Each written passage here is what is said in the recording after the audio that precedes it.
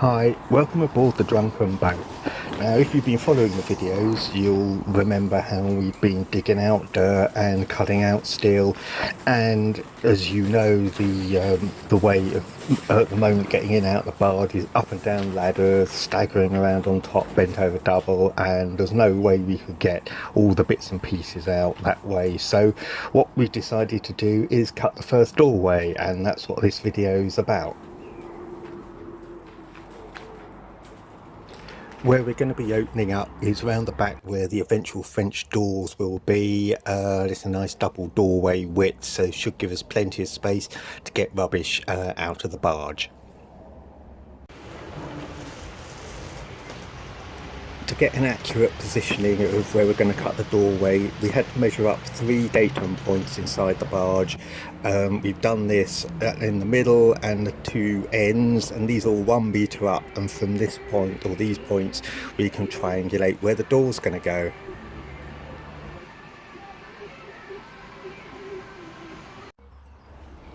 This is the new doorway, all marked out on the outside of the barge. Much easier to mark it out here, as the inside is full of ribs and joins and things like that. So let's get inside and start cleaning things up.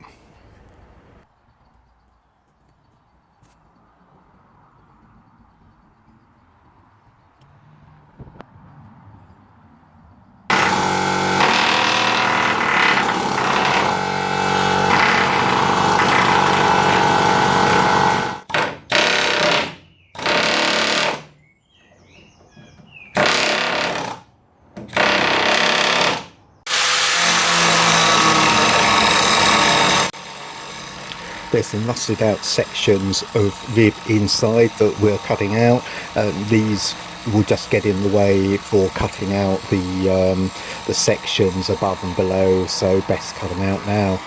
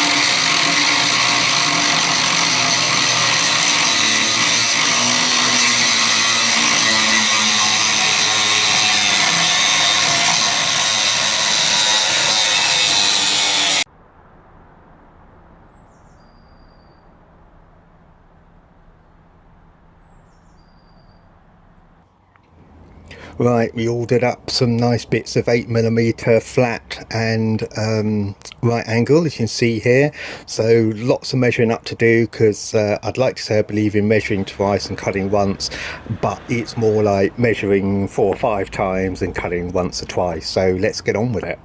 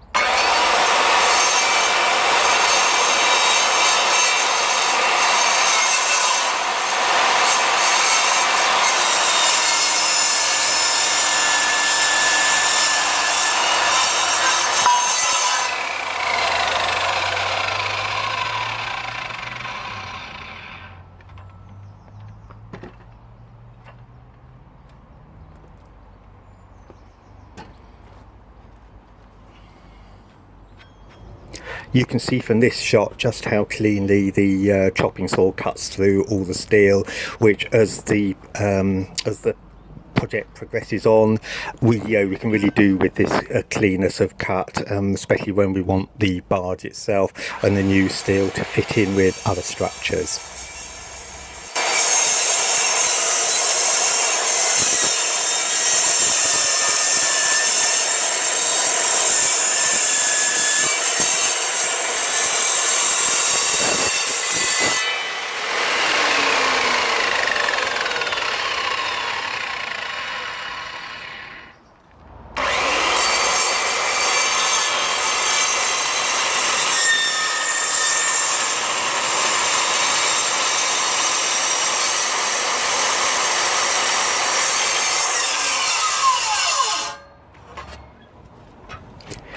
We've had to notch out some of these sections as we've got rib lines and double thickness of steel and things like that across where the doorway will go, and these bits have to fit across the top, and also because the barge bulges and curves slightly, the new straight steel won't sit cleanly against it, so this also enables us to get a bit of movement in there.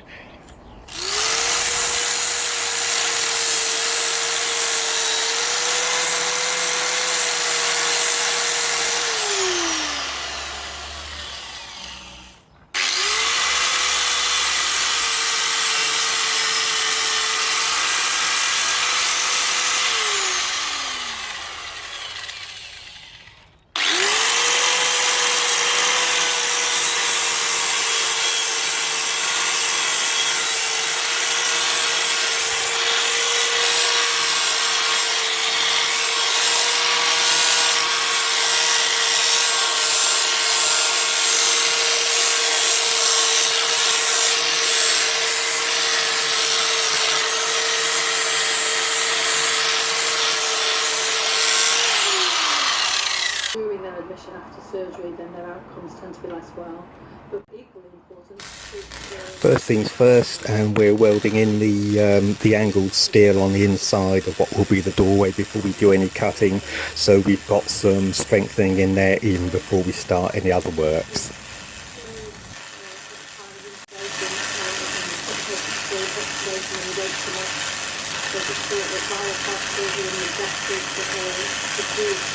when you use the filtering as well, building that whole thing, essentially it's made it more difficult and generalised. We definitely need to be looking at how we're going to make these colours and get them similar, because we haven't traditionally have to make those decisions easily. Everything is especially in terms of work and software and very confusing.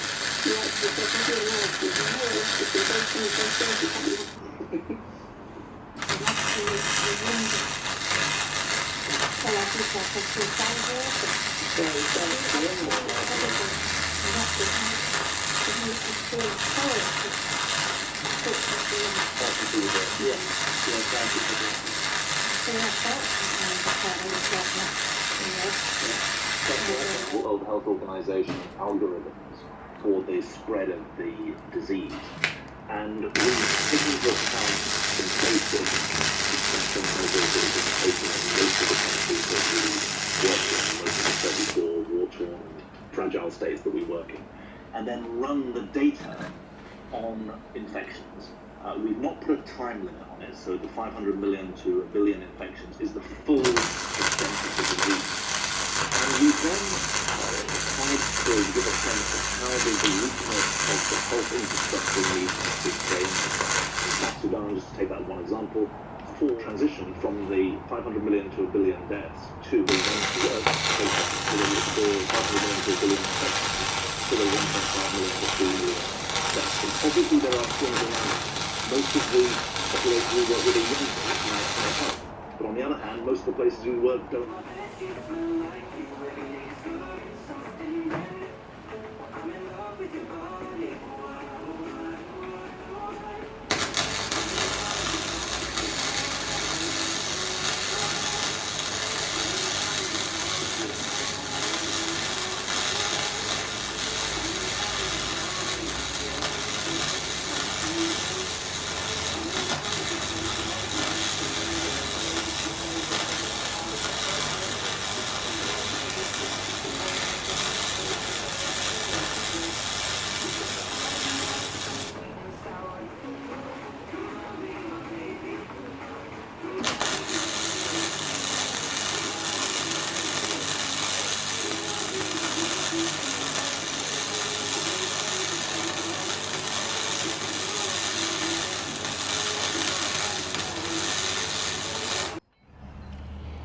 The first place we're cutting through is across the bottom of the new doorway. This is going to be a combination of the circular saw and the angle grinder, which enables us to get right through on the ribs, and the circular saw only does up to a certain depth, does it very well. So we'll cut across the bottom, up the sides a bit, then cut across horizontally again to make a letterbox shape, so we can get the new steel in there across the gap and weld it in.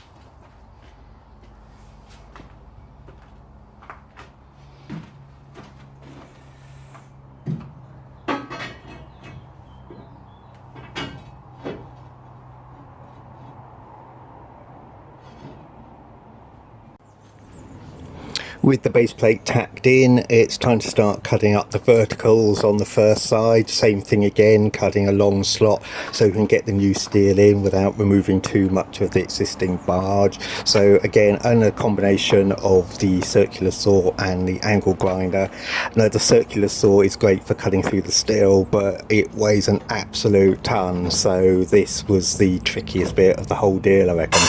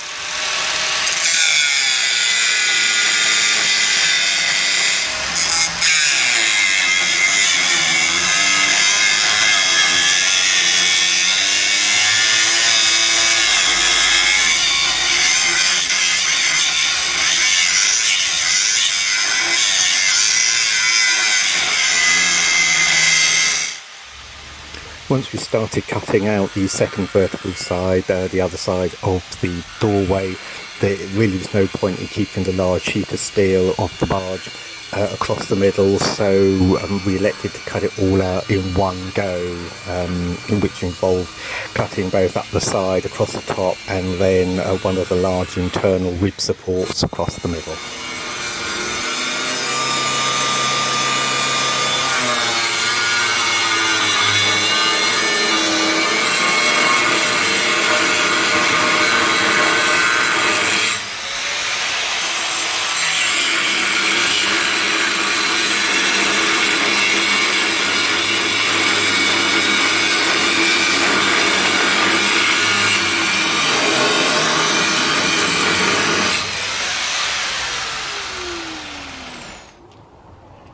Yeah, I know this looks a bit odd, but sticking a load of rock wool insulation underneath the piece was just put in because that's 100 weight or two of steel dropping out, and I didn't want it just clashing onto the work I'd already done and bending or distorting anything. So put in a load of this just to sort of take the strain. It dropped out much quicker than I thought it would after sort of slight struggles with other bits. I didn't have the camera rolling, so you'll just have to imagine it as it fell out neatly out of the hole.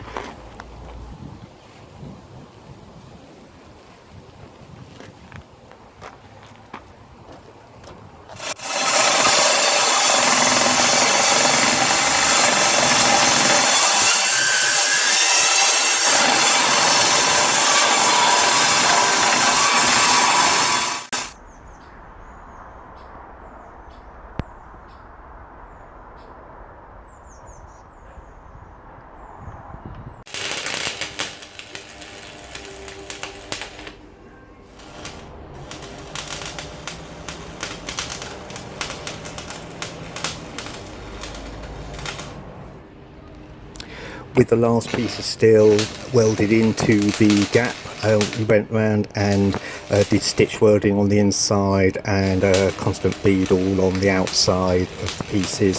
They stick out both inside and outside, so what we've really got here is almost like a box section through the gap. So that was all in place, and then we just moved on to cutting out the last piece.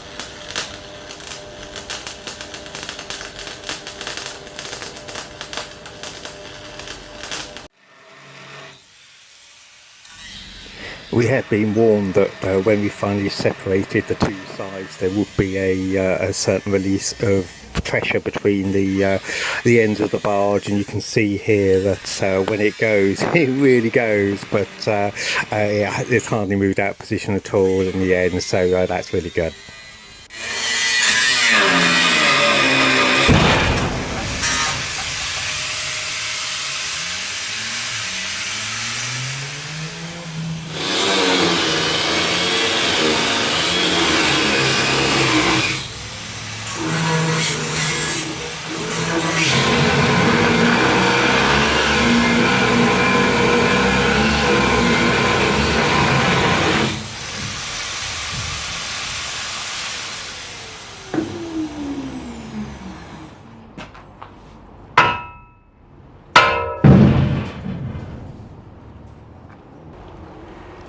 Though not perfect, really quite pleased with how straight and square the actual cutout and finished welding is.